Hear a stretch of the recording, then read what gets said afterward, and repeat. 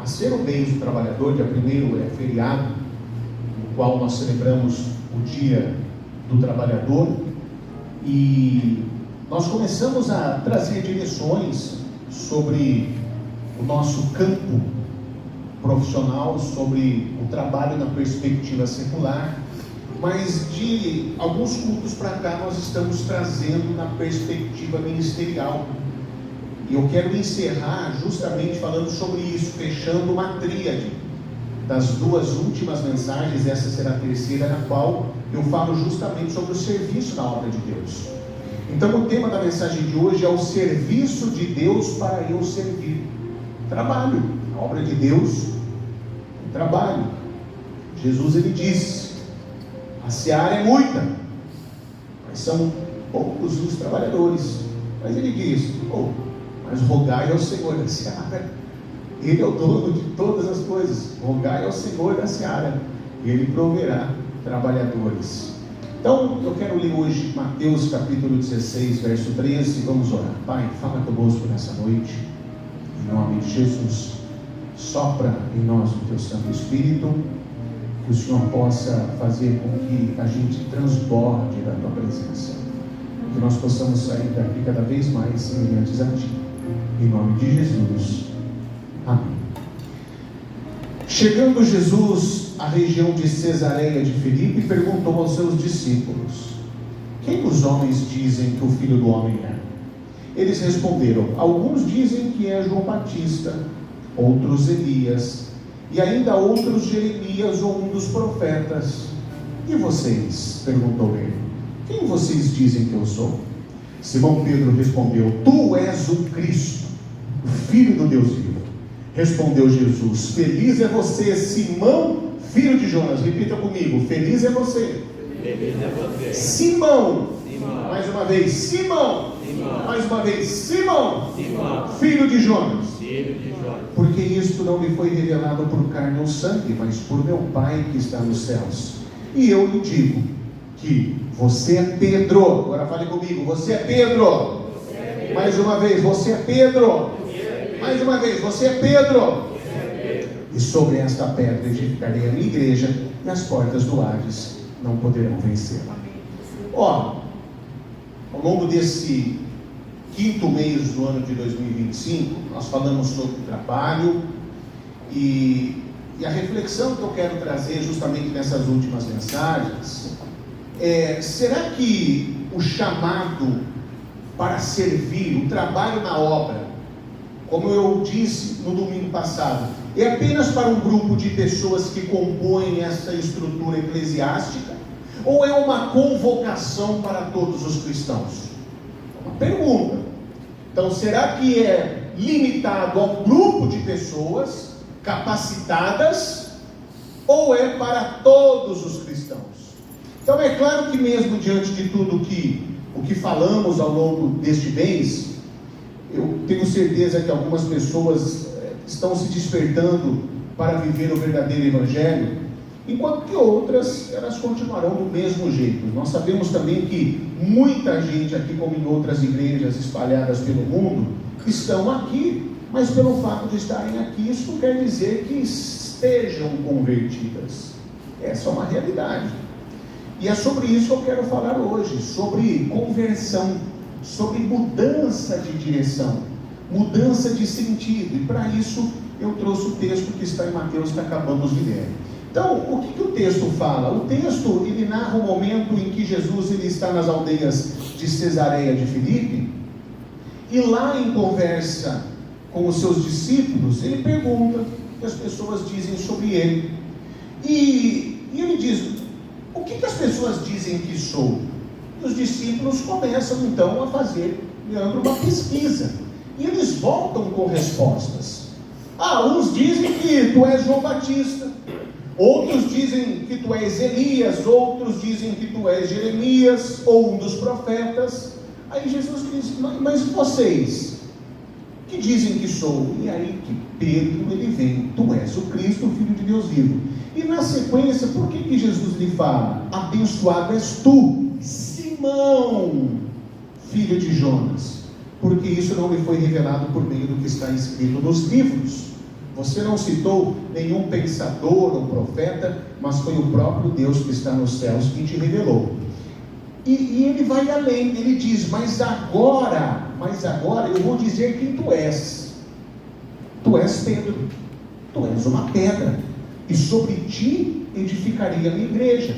Ou seja, um lugar cheio de energia que as forças do inferno não poderão impedir o seu avanço.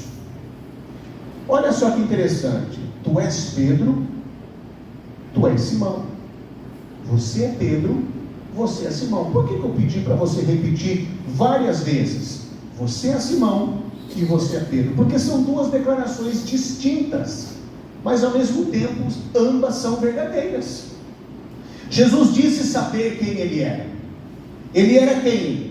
Simão, filho de Jonas. Mas Jesus sabia quem ele era de verdade.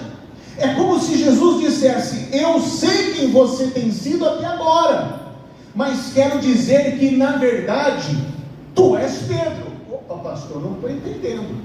Então Simão, ele é quem? Ele é o filho de Jonas. Quem que é Simão? Simão é um pescador. O que Simão fazia? Simão, ele era um homem de barco. Simão, ele era um homem do povo, era um homem comum. Simão, ele não é destacado, ele não é particularizado no meio da multidão. Simão é pescador, é um galileu, ou seja, um caipira. Pedro é apóstolo. Pedro é referência. Pedro é singular. Pedro é feito pelas mãos de Deus. Simão é construído pela história. Simão nasce. Simão é gerado. Pedro é regenerado. Quem está comigo dá glória a Deus. Algumas pessoas, talvez quando a gente fala de serviço na obra, podem vir com a desculpa: pastor, mas eu não sou digno, eu não estou capacitado. E essa é uma declaração que as pessoas fazem, e que eu também, de maneira insistida, eu respondo. Eu falei: mas se você ficar esperando você estar preparado, a começar pelo batismo, porque tem muita gente que fala: ai pastor, eu não estou preparado para me batizar. Eu falei: por que você não está preparado para se batizar? A pessoa está vindo da igreja, já tem 3, 4 meses. Então calma aí, você veio 3, 4 vezes na igreja, por quê? Por causa de mim? Você não veio por causa de Jesus? Você não veio por causa de Deus? Então, você concorda que você crê que Jesus é o Senhor e Salvador da sua vida? Ah, mas eu ainda fumo. Eu posso me batizar fumando? Eu falei: aí a resposta que eu dou é o seguinte: não tem como batizar fumando, porque quando mergulhar você vai apagar o cigarro.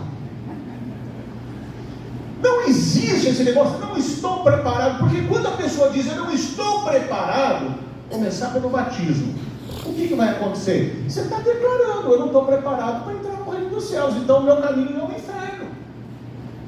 A palavra de Deus diz, né, Ari? Aquele que crer e for batizado será salvo. Quem não crê está condenado. Então, se você não crê que Deus pode fazer a obra na sua vida, meu irmão, minha irmã, aí vem as pessoas que já se batizaram, mas que às vezes cometem alguns erros, têm as suas falhas. Aí essas pessoas dizem: puxa vida, eu não sirvo, ainda não estou pronto, não estou pronta. Meu irmão, não tem essa de tal, não está pronto não.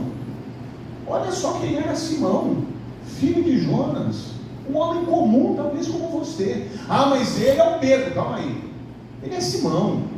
Aqui nós temos Pedro, nós temos Mara, nós temos Marli, nós temos Ruth, nós temos Terezinha, nós temos Ana, nós temos Sara, nós temos Mônica, nós temos Miriam, nós temos Leandro. Aqui nós temos pessoas comuns, mas que essas pessoas comuns, quando colocadas nas mãos de Deus, elas se tornam pessoas extraordinárias. Extraordinárias, que farão a diferença. Então algumas pessoas ainda vêm com essa desculpa. Uma vez, eu lembro até hoje que um homem do Conselho Nacional de Diretores, pastor já de ministério de longa data, nós estávamos numa reunião de treinamento e esse pastor estava ministrando. E esse pastor, ele era pastor de uma região, além de ser pastor, ele era superintendente. E ele contou um caso. Ele contou sobre um homem que era diácono na sua igreja. Aí ele falou: pastores, estava no meio de pastores só, pastores, imagine um homem, era o primeiro a chegar, o último a sair. Um homem que quando se converteu, você olhava para a cara dele e você falava: eu quero ser igual a ele, eu vejo Cristo na vida dele. Um homem com semblante, com uma paz, com um sorriso no rosto. Pense numa pessoa que levava almas para a igreja, convidava pessoas, dizimista fiel. Todas as vezes que a igreja ia comprar um terreno, que a gente ia levantar uma oferta especial, ele era o primeiro que entrava. Estava no culto de quarta, estava no culto de domingo, estava no culto de oração, estava no monte quando a gente reunia a igreja para orar. Pensa num exemplo de pessoas, um agregador, submisso. Tanto é que ele era o diretor do diaconato. Aí um belo dia, esse pastor Gilmar, ele conta que ele estava chegando na igreja com o seu carro, ele viu ali, Marlinho, um alvoroço ali na frente da igreja. Sabe, como diz o Carlos Antônio, ele falou assim: pastor, meu pai me ensinou que na frente da igreja, quando ficar junto da igreja, coisa boa não sai não. Então, às vezes o povo aí, reunido ali, aquele alvoroço. Ixi, o pastor falou: alguma coisa aconteceu. Aí, o povo do diaconato, o pastor nem desceu do carro. Pastor, a gente precisa falar com o senhor. Tem que falar com o senhor. Falei: tá bom, vamos lá para o gabinete. E aí o pastor entrou no gabinete. Uma mulher falou assim: pastor, sabe o fulano? Justamente o diretor do diaconato. Eu vi, ninguém me falou, eu vi. Passei no lugar assim, ele estava fumando. O pastor respirou fundo, ele falou assim: vou conversar com ele. Bafou o caso, saiu. Ele falou assim: pastores, prestem atenção, eu não estou falando aqui que eu estou fazendo apologia, que a partir do momento que você se converte, você pode vir para a igreja fumando, bebendo, pode subir no altar, bêbado. Não estou falando isso. Mas cada caso é um caso. Você sabe quanto tempo faz que isso aconteceu? O pastor falando para nós, isso já tem alguns anos. Ele falou assim: faz mais de 20 anos. Até hoje eu nunca chamei esse irmão para conversar. Sabe por quê? Eu dobrei meus joelhos, continuei orando por ele. Sabe por quê? Não é uma atitude que vai desqualificar o caráter dessa pessoa, de um verdadeiro cristão. Então, por que eu estou falando isso? Porque às vezes algumas pessoas têm ali algumas limitações e falam: eu não sou antigo, meu irmão. A partir do momento, cada um tem a sua. Vamos colocar o exemplo de Paulo. Paulo, ele cita que ele teve uma experiência, que foi arrebatado ao terceiro céus, que lá ele viu e ouviu coisas indizíveis, coisas que não é permitido ao homem ouvir. Então ele cita uma experiência que quando você vai ver, você fala: poxa, o cara é bom, hein? O cara é o cara, olha, o cara é assim com Deus, ó. De repente, ele fala: mas me foi enviado um mensageiro de Satanás, que colocou o espinho da minha carne e me esbofeteia constantemente. Sabe o que é o espinho da carne? É o espinho da carne que faz o cristão colocar os joelhos no chão e falar: Senhor, tem de misericórdia de mim, eu não aguento mais ser esse trapo de imundícia. Paulo, vocês já leram as cartas de Paulo? Vocês já leram todas? Todas? 1, 2, 3, são 13 cartas de Paulo. 13, tá? Vocês já leram todas? Vocês já leram os rodapés? Já procuraram tirar dúvidas?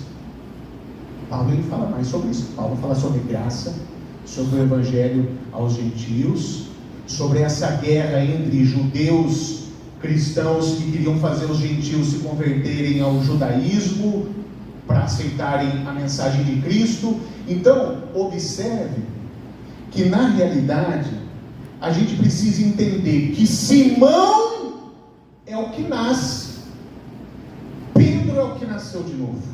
Repita comigo: Simão é o que nasce, Pedro é o que nasceu de novo. Simão nasce da água, Pedro da água e do Espírito.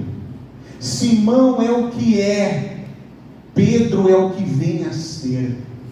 Porque uma vez que recebeu a revelação de que Jesus é o Filho do Deus vivo, Simão é o que aconteceu naturalmente, Pedro é uma experiência espiritual. Simão nasce do ventre de uma mulher, Pedro do coração de Deus. Assim somos nós. Você está aqui porque você nasceu no coração de Deus, porque você faz parte de um projeto de Deus. A gente precisa entender, esse é um símbolo do Evangelho. Simão, ele é filho de Adão, Pedro é filho de Deus. Simão é criação, Pedro é nova criação. Simão carrega a imagem de Adão, Pedro carrega a imagem de Cristo.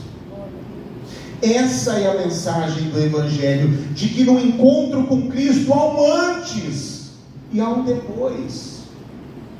A experiência de espiritualidade do Evangelho é uma experiência de peregrinação, e todos nós somos chamados a fazermos essa travessia, de Simão para Pedro. Falei domingo passado de Moisés, que matou um homem e depois de décadas, ele era um homem muito manso. Meu irmão, aprenda uma coisa: à medida que nós começamos a caminhar com Jesus, a gente começa a nos relacionar com Ele, e nós nos relacionamos com Deus na terceira pessoa da Trindade, que é Jesus, é o Espírito Santo, que habita em nós.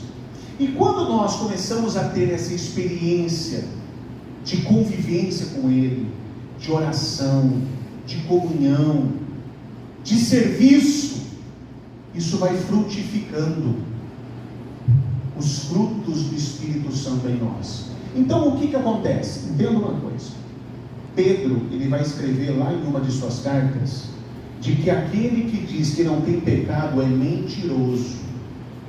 Todos nós cometemos as nossas transgressões, todos nós cometemos os nossos deslizes. Só que entenda uma coisa: antes o pecado era a nossa força motriz, o pecado era a nossa motivação de viver. Ai, que trabalho chato, mas depois de amanhã é sexta-feira, vou encher a cara. Ai, meu casamento está chato, mas eu tenho aquela secretária lá no trabalho me dando mole. Ai, minha vida financeira está uma derrota, mas eu estou tendo uma oportunidade de desviar um dinheirinho aqui. Então observe que a pessoa é motivada pelo pecado, por essa natureza inclinada para o mal. Só que quando nós somos alcançados pela graça de Deus, o pecado, ele vai perdendo força. Não é que a gente deixe de ser pecador, mas o que acontece? O pecado vai perdendo força. Então imagine que antes, deixa eu pegar um exemplo aqui, vem aqui, Jean, isso aqui, eu vou ter, ó, eu vou andar, você vai dividir de andar, tá? Você vai dividir. Ó, o pecado antes é assim, ó, o pecado é assim, aí eu vou caminhando com Jesus, ó, ele vai perdendo força, ele continua agindo, mas ele vai perdendo força, até o momento que, ó, pronto. Aí quando a gente chega no fim da vida, que Jesus nos recolher, aí sim, nós seremos irrepreensíveis. Então, igreja, Simão é o natural, Pedro é o sobrenatural, e essa travessia tem como marco essa revelação que recebemos de que Jesus é o Filho do Deus vivo.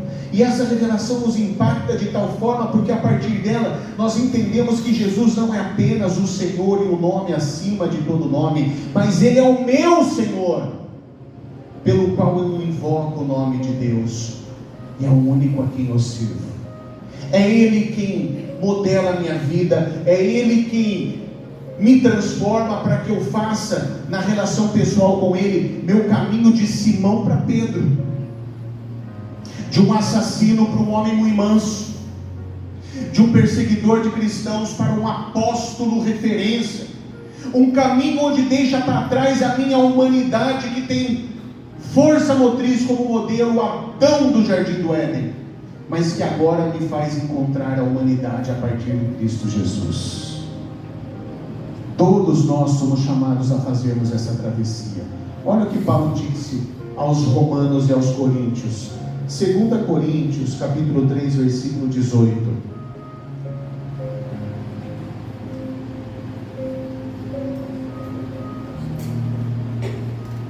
E todos nós, que com a face descoberta contemplamos a glória do Senhor segundo a sua imagem, estamos sendo transformados com a glória cada vez maior, a qual vem do Senhor, que é o Espírito.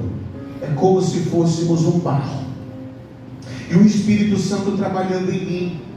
Ele mexe no meu semblante, Ele olha para Jesus, Ele olha para mim, e vai me transformando na imagem de Deus. Eu sou um barro. Ele olha para Jesus, Ele olha para mim, e vai me tornando Gilmar, Marcos, Ele vai me tornando João Américo, cada vez mais semelhante a Ele. E o nosso encontro com Jesus não anula a nossa história, não anula a nossa bagagem genética, não anula as nossas feridas, aquelas que foram feitas na infância, não anula os nossos traumas. Mas o encontro imediato com Jesus não faz isso, porque Jesus sempre nos encontra na condição de Simão, mas Ele nos convida a irmos com Ele para o caminho que nos leva a Pedro. Então não podemos tratar a nossa experiência religiosa como uma experiência de crença. Aí eu estou certo, os outros estão tudo errado, como uma experiência de doutrina, de coisas em que se acredita ou não acredita. Porque se for assim, você vai dizer: eu creio que tu és o Cristo, Filho do Deus vivo, mas continuo sendo Simão, e na hora em que tiver que andar sobre as águas eu vacilo e começo a afundar e grito por socorro, e Jesus me estende a sua mão e ainda me repreende: homem de pouca fé. Eu acredito que tu és Cristo, Filho do Deus vivo, mas quando alguém vir para te pegar, eu arranco a faca e parto para o ataque. Mas daí Jesus me repreende e manda eu guardar a minha arma. Eu acredito que tu és o Cristo, o Filho de Deus vivo, mas estou confuso e por isso te sigo de longe. E quando alguém me perguntar se sou um dos seus, eu te nego, por medo do que vão dizer ou fazer comigo. Você sabe que sou Cristo, muito bem, mas continua sendo Simão. Então, se você estudar a vida de Pedro, você perceberá que mesmo diante de todas as experiências, mesmo tendo recebido a revelação de Jesus ser o Cristo, Pedro ainda escorregou em determinados momentos. Pedro agiu como Simão em certas ocasiões. Em Gálatas, no capítulo 2, Paulo diz que Pedro teve uma atitude condenável. Isso nos mostra que a experiência de travessia do Simão para Pedro leva uma vida toda. Esse é o problema do ser humano, achar que a conversão é uma total intensidade. Meu irmão, cada um tem a sua velocidade. Não adianta eu cobrar das minhas filhas a mesma experiência espiritual que eu tenho. Não adianta eu cobrar de vocês talvez a mesma intensidade com que eu busco a Deus. Cada um sabe o seu tempo, mas cada um sabe que está fazendo essa travessia do Simão para Pedro. Então, agora respondendo a pergunta do início da mensagem, o chamado de Jesus não é para crer e participar de rituais. O chamado é para andarmos com Ele, fazer o caminho do jeito dele, na companhia dele, para que a sua beleza reflita por meio de nós. E tem mais: andar ao lado de Jesus e na companhia dele não é redundância. Porque se entendermos que muitos andam com Ele, mas numa certa distância, e quando o perdem, tentam fazer o caminho do seu jeito, até achá-lo de novo. A transformação não é uma autotransformação. Não somos nós que vamos nos transformar. Não é Simão que vem e faz Pedro. É Jesus quem transforma você. É obra de Jesus numa relação viva com Ele. Quanto mais eu me lanço a Ele, mais rápido é a minha transformação. Uma vez eu ouvi um pastor dizer que tem gente que reclama: puxa, as bênçãos de Deus não vêm sobre a minha vida, parece que elas são demoradas. Não, somos nós que retardamos. A bênção de Deus, ela é instantânea, ela é imediata, ela é na hora.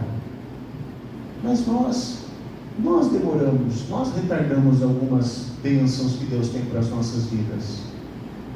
Eu gosto muito de usar, para falar sobre isso, o exemplo de uma criança, que se eu chamar aqui uma das nossas crianças do departamento infantil, de 2, 3 anos de idade, entregar uma maleta de 2 milhões de reais, eu tenho certeza que você sabe o que fazer com 2 milhões de reais, sim ou não? Eu sei. Agora, se você entregar 2 milhões de reais para uma criança, o que ela vai fazer com 2 milhões de reais? Capaz de rasgar, de pintar, fazer desenhinho, de molhar e perder. O que isso tem a ver com a mensagem de hoje? De que algumas coisas Deus ele só vai entregar em nossas mãos à medida que nós amadurecermos espiritualmente. E esse é o apelo dessa pregação. Porque quando eu sirvo, eu mostro maturidade espiritual. Quando eu me coloco à disposição do reino, eu estou mostrando o quão maduro espiritualmente eu sou. E quanto mais maduro eu sou, mais forte eu me torno para poder passar por determinados desafios que possam vir à frente. Como que você, adulto, reagiria a uma situação de desespero? Talvez diante de um acidente. Qual a reação? Qual é a sua atitude? Você tem maturidade para parar, para pensar, vamos fazer desse jeito? Criança não tem. Criança não tem maturidade. Por isso que Paulo já advertiu aos Gálatas: vocês precisam parar de ser meninos inconstantes, levados todo momento por ventos de doutrina.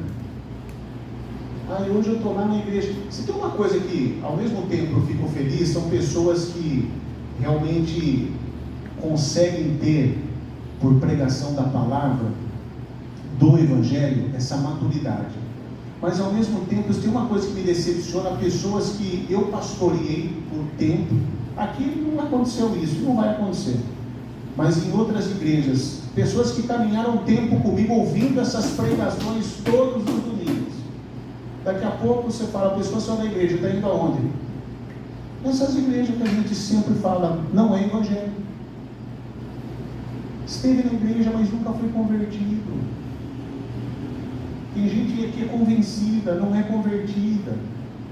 Tem gente que é religiosa, tem uma religião, mas não tem Cristo. Tem gente que pensa que crê em Deus, mas na realidade ela crê num Deus subjetivo, um Deus que ela criou, um Deus que ela imagina, mas não é o mesmo Deus que se revelou nas Sagradas Escrituras. Há duas maneiras de você conhecer o verdadeiro Deus. Ou você se aprofunda e mergulha na palavra e vive em comunhão com a igreja, ou você caminha justamente com a igreja, se você tem dificuldade de leitura, para que a igreja faça esse papel de mostrar esse Deus. É a mesma coisa. Imagine que o Léo aqui é uma pessoa importante, super importante. O Gilmar precisava ter um contato com essa pessoa que iria beneficiar. Eu sou amigo do Gilmar, também sou amigo dessa pessoa. O Gilmar dificilmente teve acesso a ela. Mas eu, quando Fala, ô Gilmar, eu conheço ele, vamos lá, vai ver que é gente boa. E daqui a pouco eu apresento, ele vai conhecendo. Não estou falando que esse, na realidade, o único mediador entre o homem e Deus é Jesus Cristo. Mas a forma de nós apresentarmos para as pessoas conhecerem esse Deus é a igreja, é a comunhão entre os irmãos. Justamente como eu falei no início, que eu fiquei contente com muitos líderes nossos que ligaram para pessoas que já tem algum tempo que não vêm. Isso é preocupação, isso é irmandade, isso é fraternidade, isso é cristianismo. Então o serviço de Deus para eu servir, qual que é? Eu entender que eu nasci um Simão, você nasceu um Simão, uma Simoa, ou uma Simã, mas você é transformado em Pedro. Aleluia. E todos nós fazemos. Agora, Pedro erra? Erra, como eu falei aqui. Pedro anda sobre as águas, mas duvida, afunda. Pedro pede ajuda para Deus. Jesus vai lá, socorre e fala, homem, pouca fé. Pedro, na hora que todo mundo fala, Jesus ele fala, está chegando a minha hora. Não. Imagine que está chegando a sua hora. Só por cima do meu cadáver. O que Jesus fala? Faça esse inimigo, Satanás. Você vai me negar ainda 3 vezes até que o galo cante. Ele estava ali junto com Jesus, não estou contigo até a morte. Hashtag estamos juntos até o fim. Não. Na hora que perguntar, se eu é um dos deles? Não sou, não tem nada a ver, não conheço, nunca ouvi falar. Na hora que Jesus está para ser preso, o que Pedro faz? Jesus falou, está tudo sob controle. O que ele faz? Ele arranca a espada e decepa a orelha do ajudante do sumo sacerdote. Nós somos assim. Entenda uma coisa. O Pedro foi sepultado nas águas do batismo. E nós saímos o Simão foi sepultado nas águas do batismo. Nós saímos das águas, Pedro. Mas eu vou falar uma coisa que vai deixar você com uma pulga atrás da orelha. Mas parece que o fantasma do Simão às vezes nos assusta. Às vezes vem para nos assustar, para puxar nossa perna, vem. Mas vai ter um momento em que isso não vai mais acontecer. Vai ter um momento em que nós estaremos ali em perfeição, na glória com o nosso Pai. Amém? Que esse mês de maio ele venha realmente tocar no seu coração